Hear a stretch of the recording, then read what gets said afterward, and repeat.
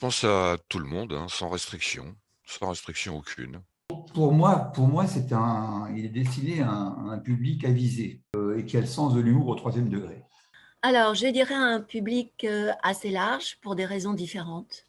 Et donc, ça permet à des gens d'avoir un autre éclairage et peut-être de créer des failles dans ce qu'on va appeler la matrice, puisqu'on parle beaucoup de matrice en ce moment. Des personnes, à des jeunes de 35 à 90 ans, euh, pour deux raisons. La première, c'est qu'il y a une subtilité dans les textes, il y a une subtilité dans les images, qui ne pourrait pas être forcément être comprise et appréciée par des jeunes de moins de 25 ans, moins de 30 ans. Ça peut commencer vers la vingtaine. En fait, des personnes, hommes ou femmes, qui sont sensibles à l'actualité, qu'elle soit politique, économique, sociale, sociétale, environnementale. En tous les cas, tous ceux qui sont touchés et qui ont la capacité à réfléchir sur ce qui se passe dans notre pays.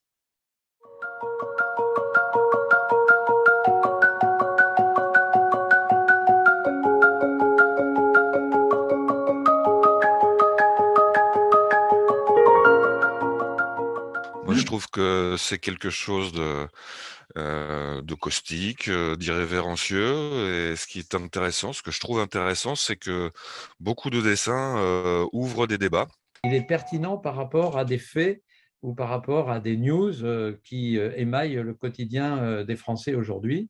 Et c'est en cela qu'il peut à la fois amuser, parce que c'est drôle, et certaines vignettes sont très très drôles, et en même temps il peut questionner aussi.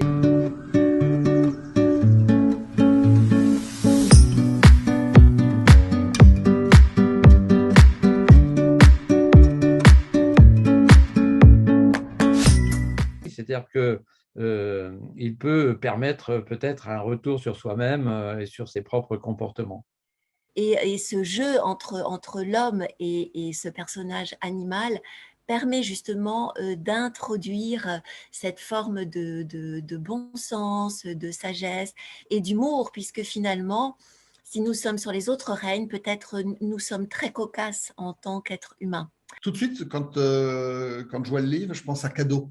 À qui je pourrais… En fait, c'est cadeau que je vais me faire en le lisant moi parce que ça m'a plu, ou cadeau que je vais faire parce que, tiens, j'ai butiné deux, trois dessins qui m'ont amusé, je vais l'offrir.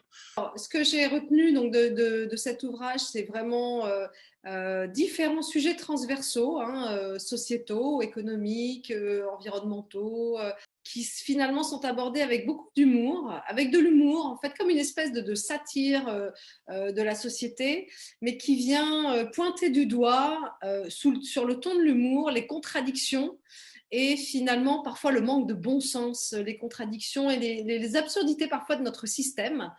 Donc, c'est un livre dont le contenu, j'ai trouvé que ça appelait finalement au bon sens, au réveil des consciences, et en tous les cas, qu'on soit d'accord ou pas, qu'on partage le point de vue ou pas de ce qui est écrit, ça amène quoi qu'il en soit à la réflexion, sans forcer, sans juger, sans jugement d'ailleurs. Il n'y a pas de jugement, mais avec légèreté et avec humour, ça vient quand même pointer certaines contradictions. Je dirais un contenu impertinent. Et pourquoi? Tout simplement parce que les questions qui sont posées entre les deux personnages, le deuxième étant, c'est curieux d'ailleurs, un cocker avec les oreilles rabattues. Donc il y a quelqu'un qui est un être humain qui pose des questions à un cocker qui lui répond des choses qui sont très fines.